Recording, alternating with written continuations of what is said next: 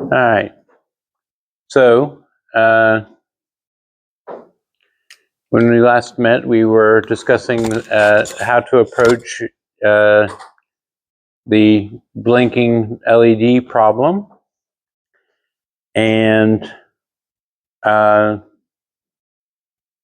we got through basically the handling the interrupts, and I wish those whiteboard things could be saved, but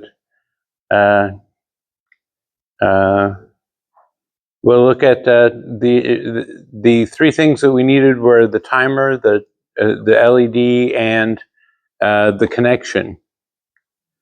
The LED was handled by the onboard LED on the Curiosity Nano board, and the timer, we looked at the interrupts and the setup for that. Today we're going to look at the connection, and if we look at that's right, it's on here. If we look at the ports, we can see that the ports are general purpose input and output pins with individual configuration. Don't need to worry about pull-up or inverted I/O. And don't need to worry about interrupts and events. Slew rate control per I/O port, doesn't concern us.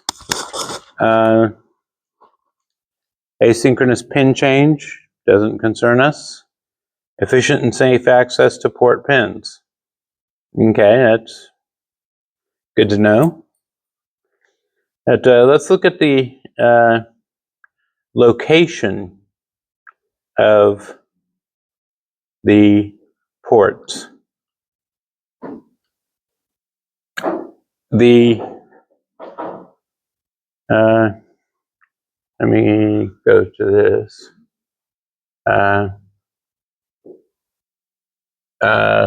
Port C is what we're going to be using, and let's see here. HDMI 1. Come on. Port C has a base address of 0x0440. So we need to make a note of that. Port C has base of 0x0440. And while we're on this page,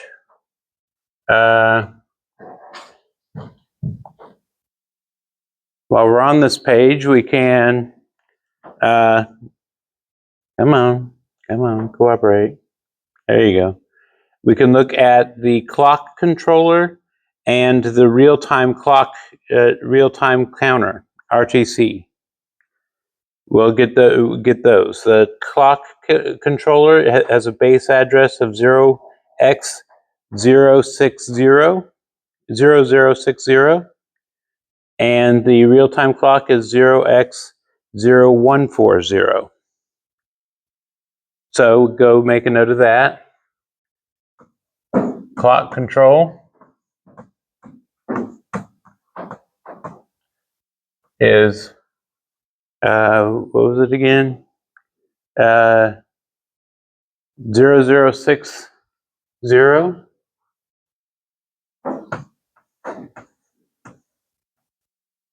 And the RTC, real-time clock, is 0x0140. Need to make a note of those so when we go to configure them, we can go to the right addresses. So the clock controller. Well, let's look at the pins first. Let's go back to the laptop screen. Come on. Okay, so we go down to the ports. Where are the ports at? Oh, port I/O pin configuration. Right there. And expand this, and we'll look at the register summary. All right. So for the direction, let me see if I can blow this up a little bit.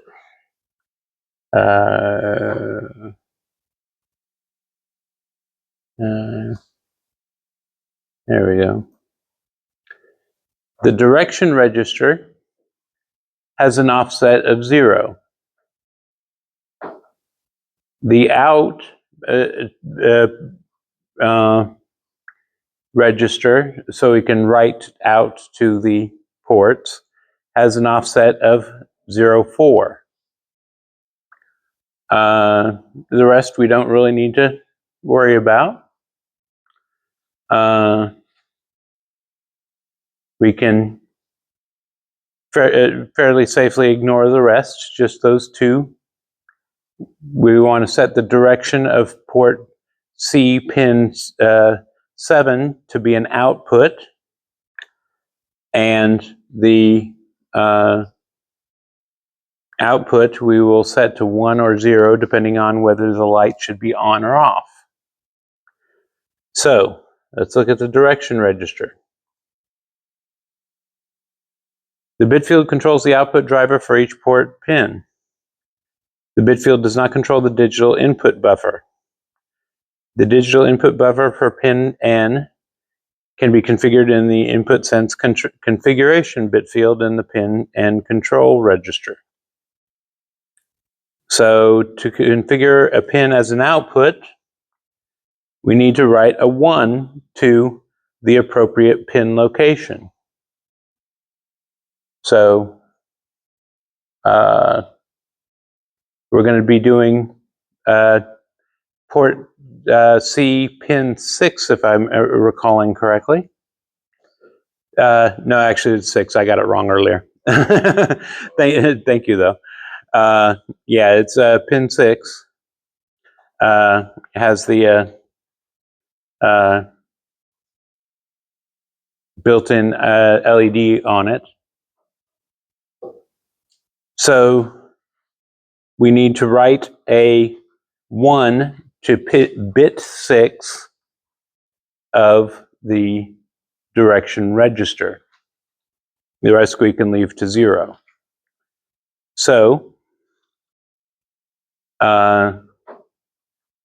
when we go back to this, you would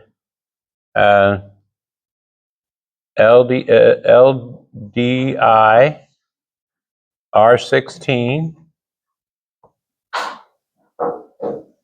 0B 010000000, and that will create a number that has the bit 6 set and the rest at 0. Then we'll store that STS at the base address plus the offset, which was 0, so just at the base address, 0x0440, the value in R16.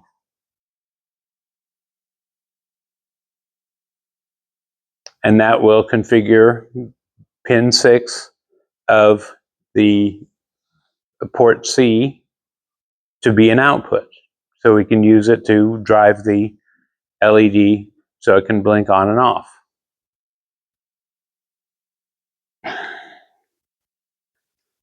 All right, so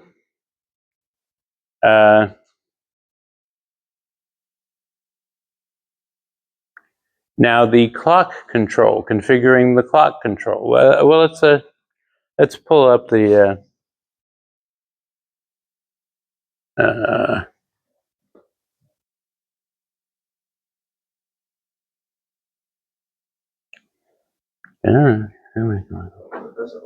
yeah.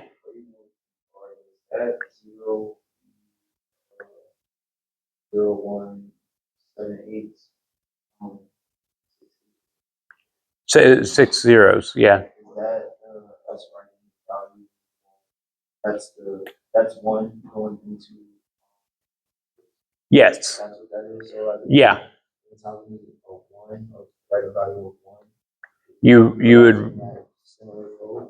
Yes, you would create a bit field of 8 bits with ones in the bit positions that you want to set and 0 in the ones you want to clear. Oh, because that's the entire.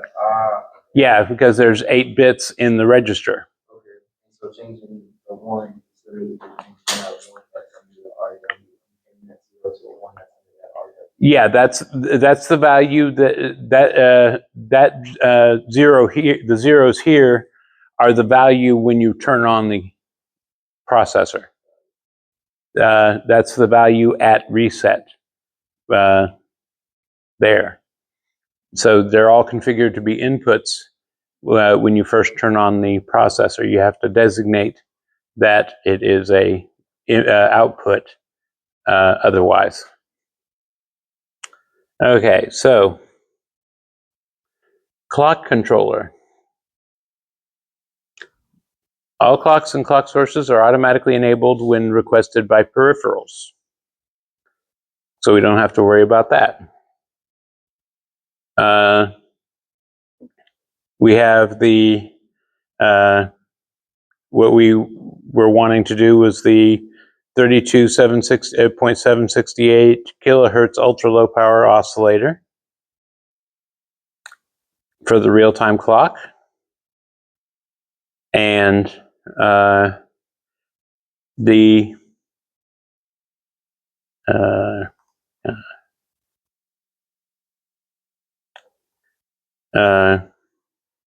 overview. The clock controller controls, distributes, and prescales clock signals from the available oscillators and supports internal and external clock sources.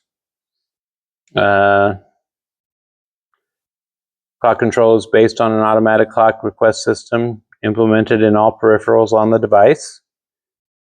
The peripherals will automatically request the clocks needed. The request is routed to the correct clock source if multiple clock sources are available. Main clock is used by the CPU. We're not going to worry about that for right now. Because we're going to use the real-time clock. So this gets into the circuitry for it and all that sort of stuff. We don't really need to worry about that. Let's see here. Let's see here. Let's go to the register summary.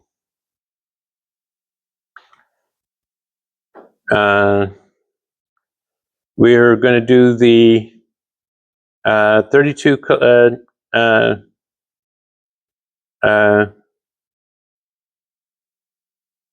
You were going to use the 32K clock, not the external one. This is this right here is the external one. This is the regular clock, and it the only control that it has is if it runs in standby mode, which we're not worried about. So apparently we don't need to mess with the control registers for the clock. Okay. Now let's see here, the real-time clock, the real-time counter, the register summary for that,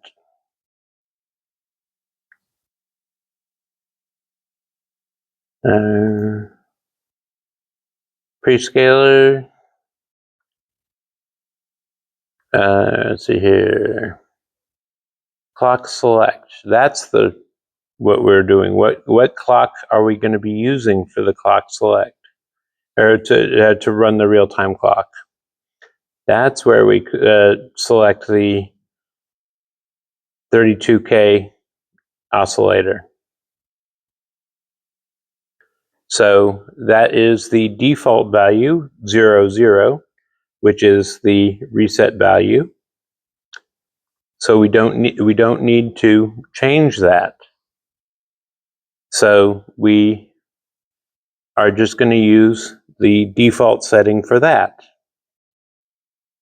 Okay, and the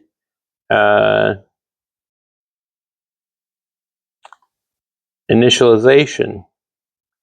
Go back to the initialization. We need to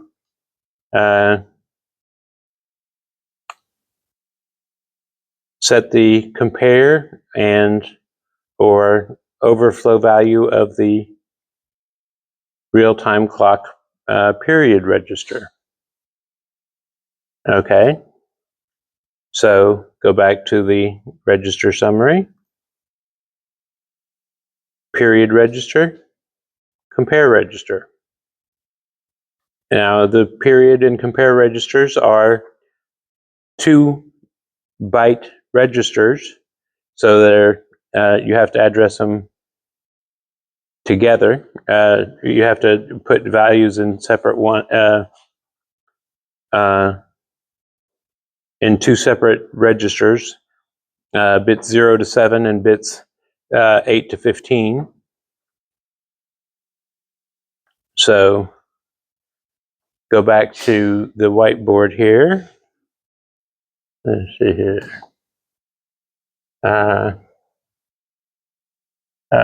Real-time RTC config.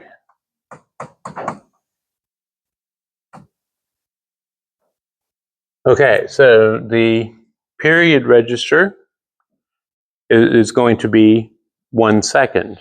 So it can be, it'll have a 1 cycle per second. Okay, so 32,768, I believe it was, is the value that we need to put into the period register. Fortunately, that is a power of 2. So you can put LDI R16. Well, it will be 0x00. It's just plain 0.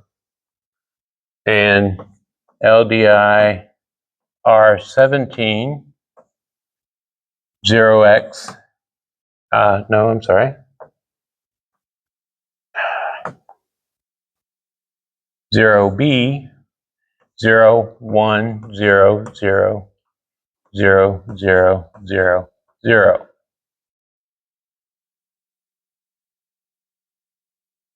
Because that would be the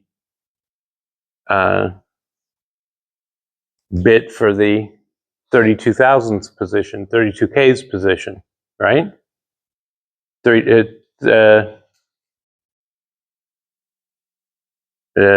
2 to the 15th is 32K, right? Somebody have a scientific calculator?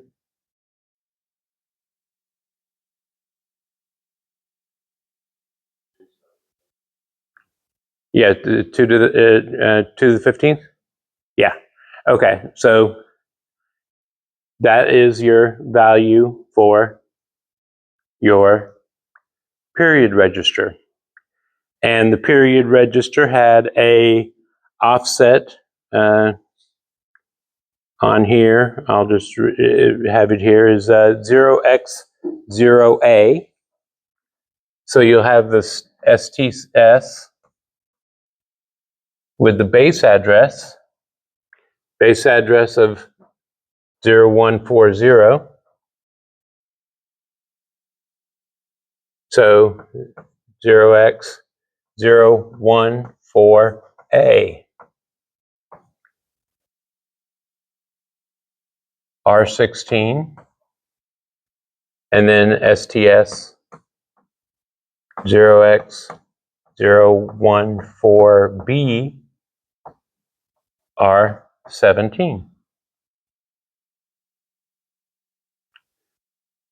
It loads in the lower byte of the period register the value in R16, which is 0, and the high byte in the high bytes address, the value in R17. So, which I believe is don't worry about it, I guess. Now the compare register is right after the period register, and you want half that value. How do you have a binary number?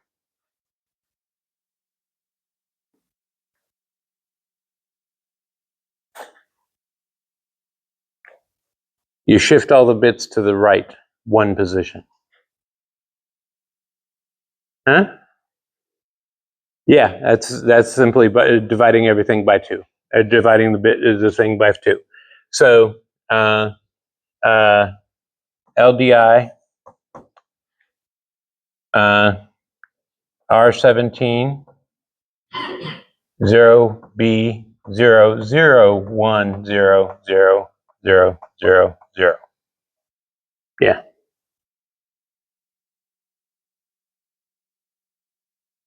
And then do the two STS commands, 0x014C R16 and STS 0x014D R17. That sets the period and the compare registers.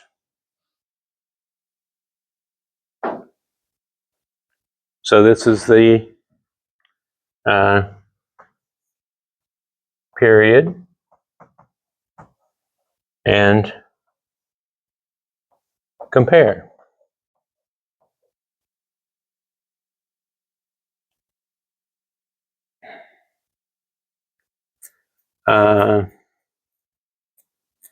Now the other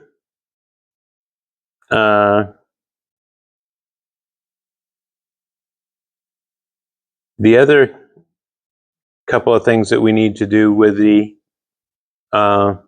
real-time clock have to do with interrupts and enabling it. So the interrupts, let's go back to the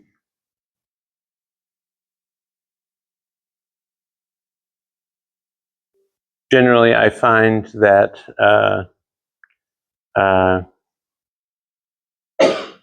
on, did I?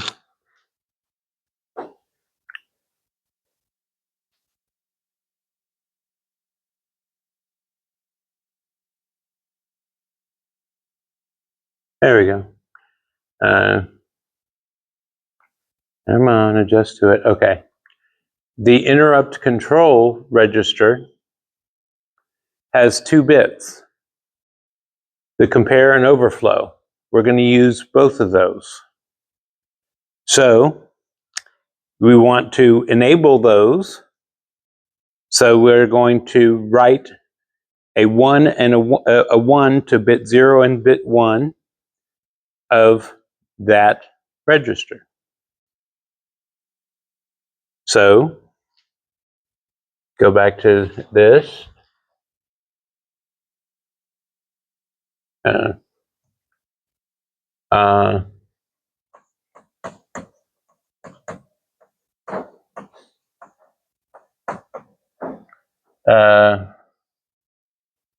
LDI R16 0B 00000011, and then store that in 0x014. What was the 2 R16?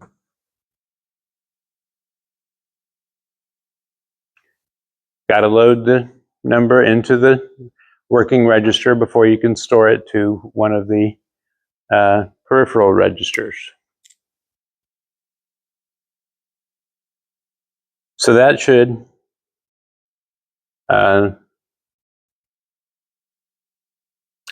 enable the interrupts for the real-time counter.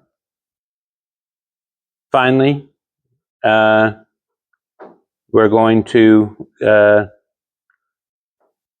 enable the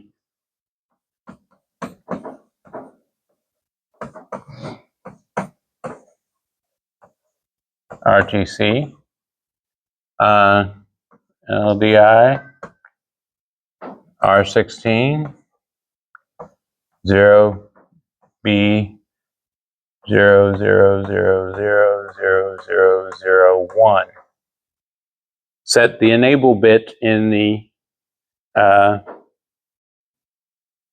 if you look at the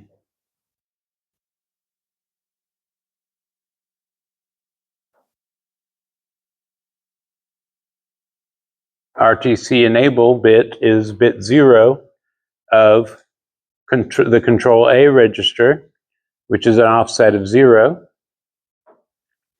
So you load a 1 into the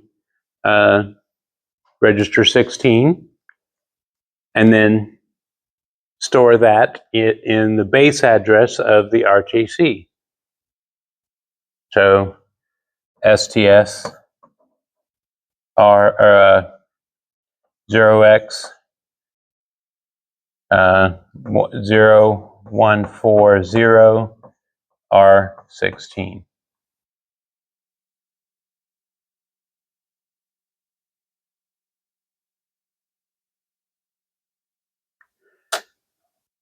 Needless to say, as you can see, there's a lot of jumping around. Unfortunately, data sheets are not necessarily organized in a way that makes them easy to read, but all the information is there, and I recommend using the Adobe Reader instead of a web browser to view the PDF, so you can use all the bookmarks and see all the see all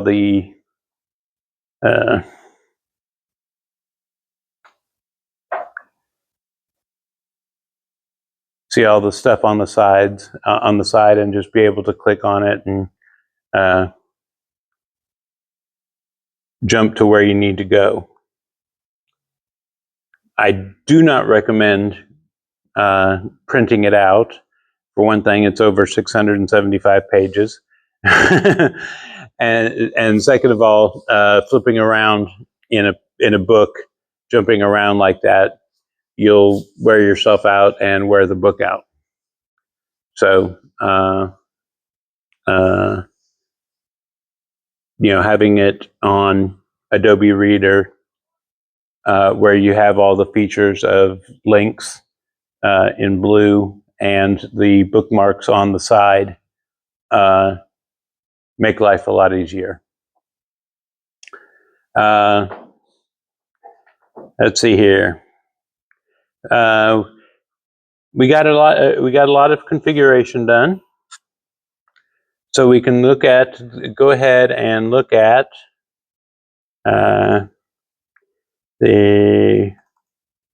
let's go ahead and start yeah. I was gonna ask for permission or like we're going to have you did ST. The only one that was ST. Is there a particular reason for that that you still storing? STS. Oh, STS. One of the difference between ST and STS is that ST uses a pointer. STS, you just enter in the address in the command. So STS is easier to use. In some cases, ST is more efficient. But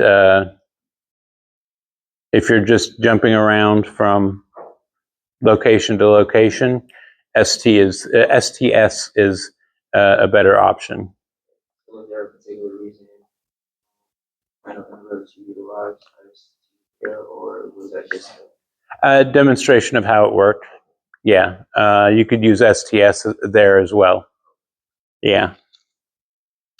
So get to Microchip Studio, and we're going to have a new project. You're going to choose the assembler and choose an AVR assembler project. And we're going to call this project Blink LED. And I'll put it in this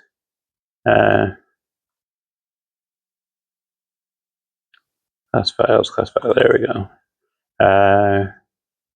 And this is spring 2026, right? Computer organization, we'll put it here. Okay. And click OK to, and we're going to select the device. The device that we're using is an AVR 128 DA48, which is right here. Click OK. And it's building the project. Gives you a main.asm file to work with. We're going to delete all that stuff, though. We don't need that. Instead, we're going to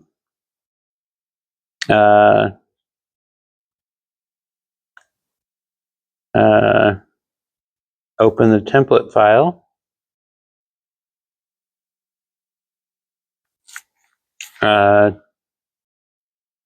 Is the template file on the on Canvas? it doesn't quite look like Oh, okay. Well, this has code highlighting and keyword highlighting and color coded stuff and all that sort of stuff. So it might look different in a text editor. But okay. So what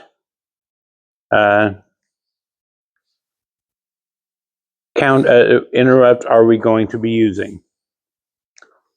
Just the real-time counter, overflow, or compare match interrupt. This one right here. The rest of them,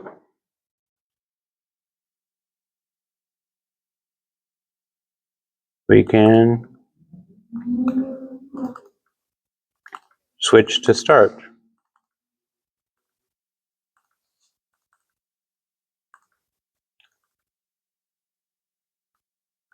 Which takes a little bit of time, but oops, cancel.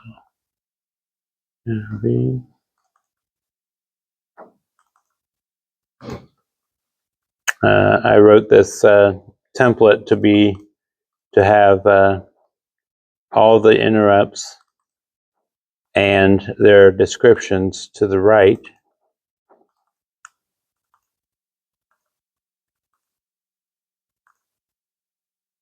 And so you need to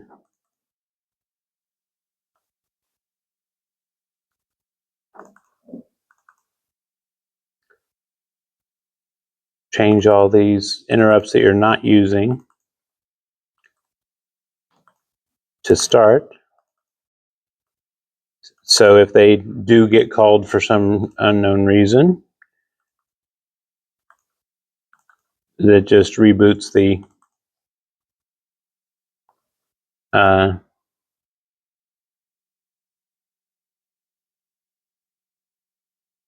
processor. All right.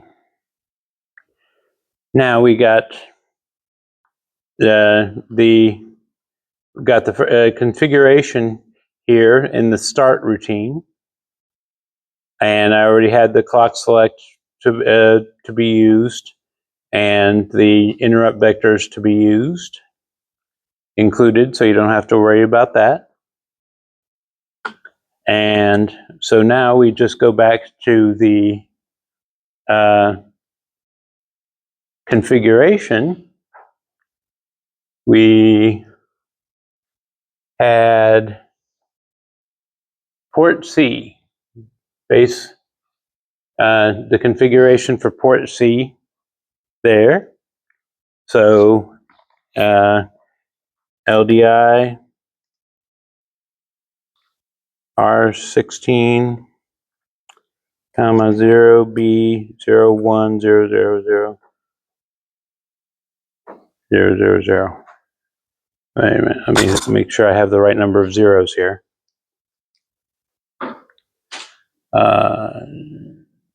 One more.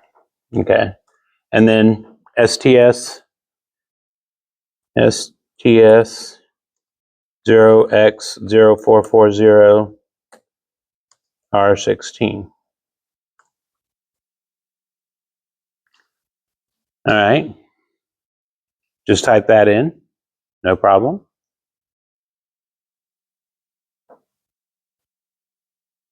Then we have the RTC configuration.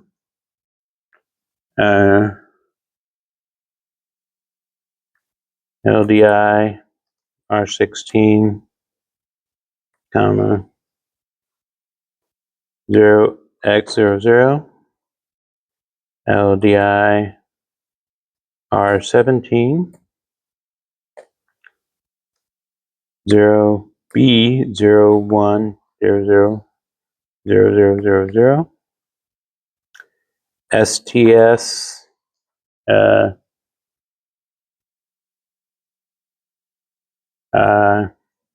0x014A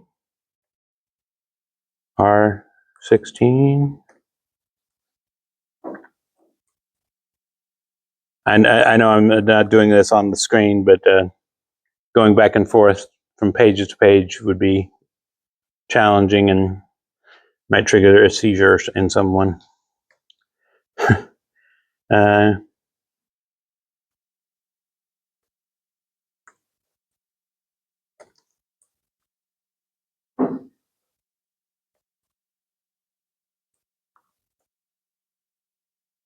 0B 0010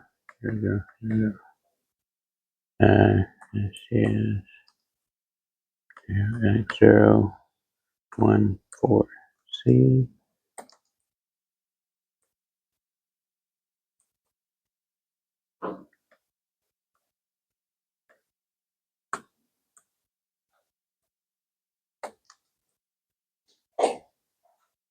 Okay, got those entered in. And then finally, the interrupts and the enable. See here. Let's see if we can do this in the next couple of minutes. LDI R16 R16 0B 0000.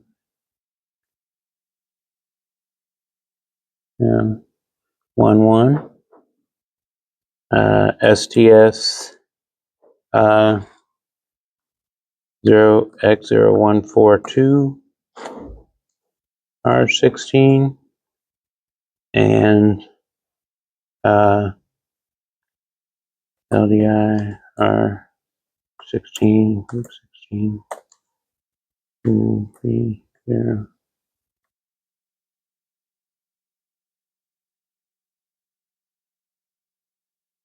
And STS 0x0140, R16. Okay, so let me go back to the screen so you can see what I've typed.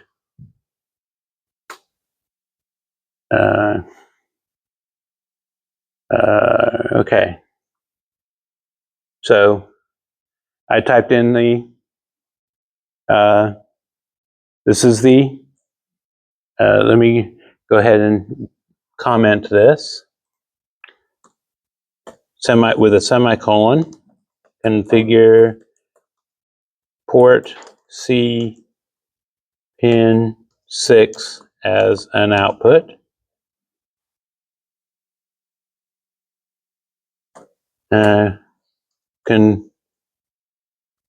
Configure the RTC, set the period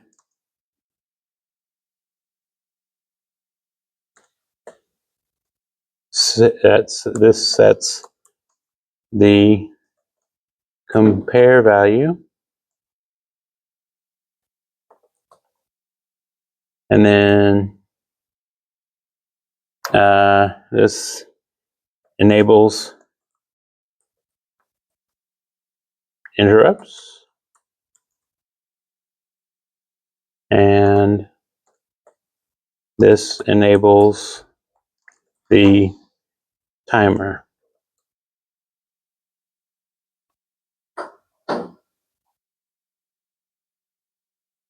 Simple as that. Break it down into bite-sized chunks and copy it into your IDE. What is the application? Not that I'm aware of. I typically, as a program, as a convention that I follow, I use uppercase for hexadecimal numbers and lowercase for the registers, and lowercase for the commands. I don't, well, let's see here. See if it'll recognize LDI in capitals. Yeah, it does. It recognizes it. So it doesn't really matter. So whatever you find easier to read. Not that any assembly code is easy to read. But that will be the extent of the configurations of the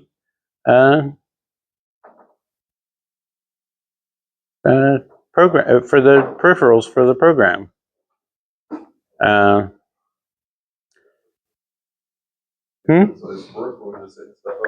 Yeah, it's just setting up the peripherals in the start routine, and then when the start routine ends, the loop, the main loop begins and goes and runs forever. NOP is no operation; it doesn't do anything. So the loop doesn't do anything; it just jumps back and jumps back and jumps back, waiting for an interrupt to occur. The interrupts will do on Friday. Yeah, it's 2:51 now, so. But